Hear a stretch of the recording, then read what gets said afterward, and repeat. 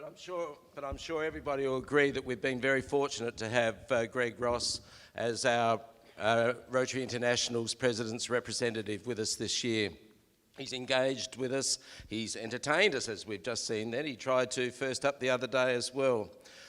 I've had some great conversations with Greg over the last couple of days, and as I said, I think we've been very well blessed with Greg's presence here this weekend. There's been a lot of great atmosphere in the rooms, and this little machine of mine, my iPhone, that's been buzzing quite a lot over the last couple of days, because you know what, I did mention on Friday morning the announcement of our provisional E-Club, the Rotary Provisional E-Club of Greater South Oz, and we've been getting responses to that over from it being launched straight away onto our Facebook site and onto our website. We've had inquiries from interstate, Brisbane, Queensland. We've had it from overseas in United Kingdom. We've had it from overseas in America as well. So isn't it amazing what can actually happen when we use social media to our advantage? All that really remains for me to say is what a wonderful event that this has turned out to be, and to say thank you to so many people that have made it wonderful in this idyllic location.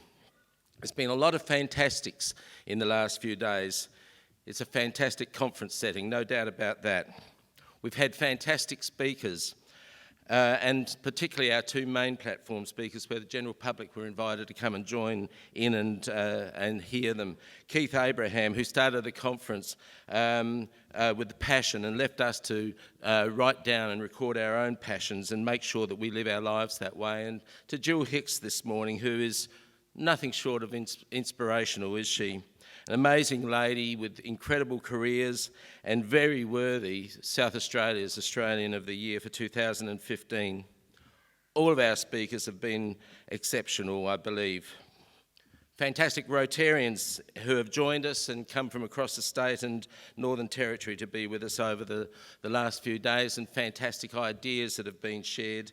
And no doubt about it that when you go out of this conference and go back to your clubs and you start talking about the ideas that you've heard and you start sharing them with others, more will be learned.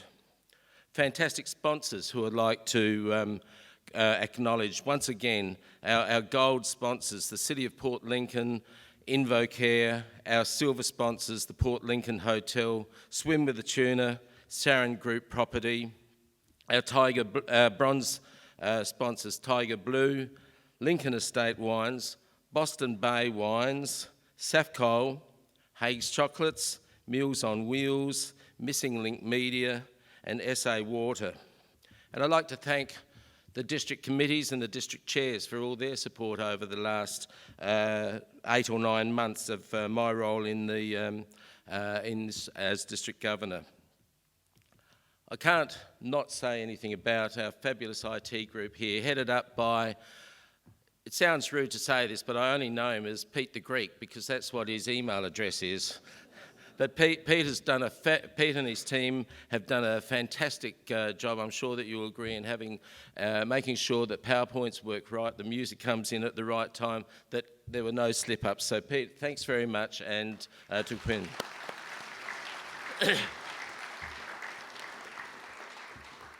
I mentioned on Friday that when we put together the program, we had in mind, or I put it out there, had in mind that we'd be focusing around the whole person program, which is for us to all achieve balance in our lives in the 7 critical areas of relationships, health, education, career, service, financial and spiritual. And I'm pretty confident that we've done that with this program, where our speakers have matched in with that. And wasn't it wonderful to see that it all came back to a very strong connection to Rotary indeed.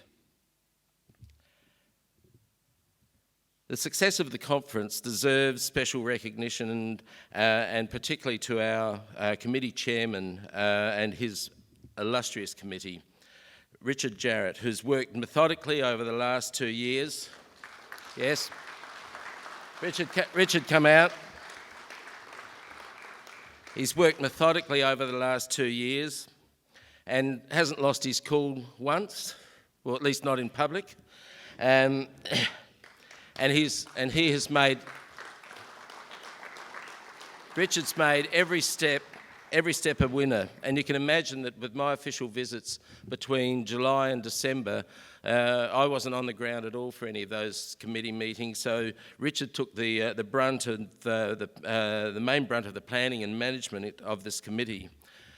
Richard's a statistician, and I know now why statisticians were put on this earth, and that's so they're the people that put everything down to the closest minute detail and to the last minute as well. So, Richard, outstanding. Thank you. Do you want to introduce the committee? Yeah. Thanks, John. Look, it's been a pleasure to bring this conference to you, and we've had a lot of fun along the way. It's been hard work, but it's a lot of fun along the way. I'd love it if the Adelaide Light crew could come up, all of you, not just the committee, but everybody. So if you could come on up, and I'll just say a few words of thank you myself, because it ain't just me, it's this whole team, and they've done a fantastic job. Well, and not just Angus either, come on guys. So I'd like to give some special thanks. We've obviously worked for quite a while, about 18 months as a committee, monthly meetings and then fortnightly meetings and then weekly meetings and then almost daily meetings. So that's for the committee. But the key, of course, is in the planning ahead, but then on the ground, it's actually been terrific to see the way the guys have worked together. First of all, I thank the front of house team. So Angus and Don Tyndale have managed the front of house, the registration, the displays, and getting all that organised and making sure we can answer the questions that everybody has.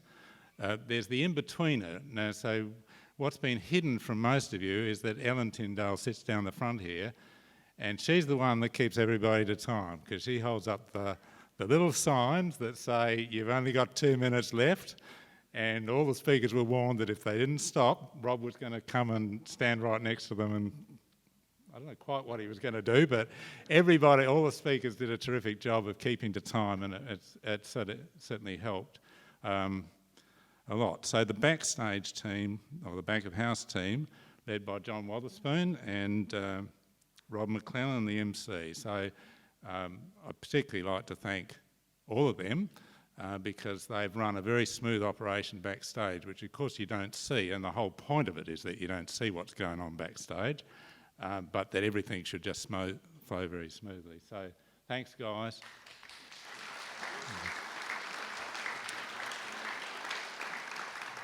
And John's already mentioned Peter Mihilaris, who's the local guy who's run all the technical stuff with help from the high school guys. We've had Quinn here on the desk the whole time, and we've had a variety of helpers from the high school doing the video feed that shows half-second delayed up here. Finally, and Dave up the top. Well, we can't see him because of the damn light, but he's up there doing the job with the follow spot. Finally, the Port Lincoln Club. They've been a great help. Greg Jones has been our liaison there, and I hate to think how many emails and phone calls I've had with Greg in the last 18 months, or we've had with Greg in the last 18 months.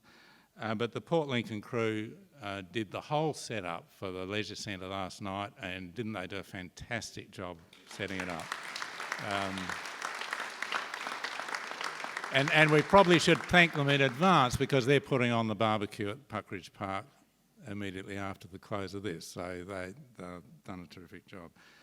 But the reality is these conferences don't work unless you guys come and play your part. And I have to say it's been a fun conference for all of us, and we've enjoyed hosting you, and you know what makes it is you guys. So thank you.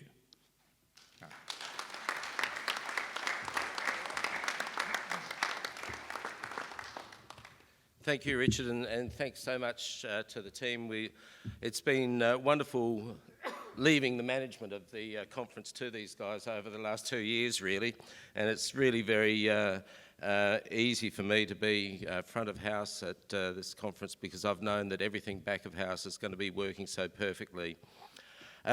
All of the Adelaide Light Rotarians and partners are most welcome to come up on the stage so that we can all recognise you as well. And while you do come forward, I'll just make another couple of announcements.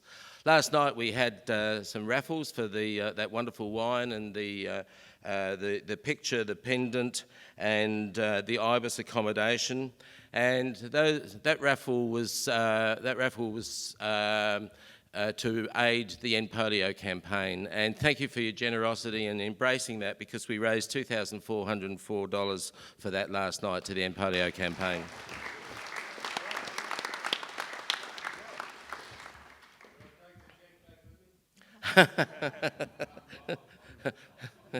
It's in the mail.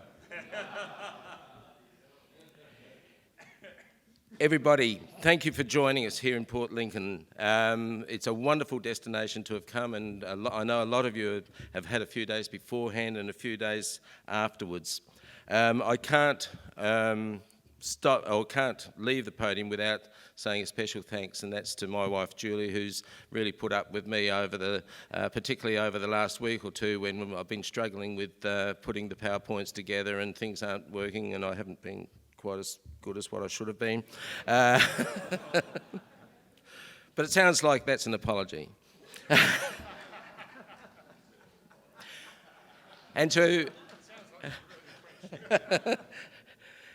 And to everybody that's in the room, if you're not already a member of Rotary, I encourage you to do so, and I would like you to become a Rotarian. It's now time for me to wish you a safe journey home, safe on the road, return to your homes and to your families. If you're staying to enjoy the barbecue up at Packridge Park, we'll catch up with you soon. And I now declare this conference closed, and we will reconvene again in the Barossa Valley next year. In the meantime, though, continue to light up Rotary.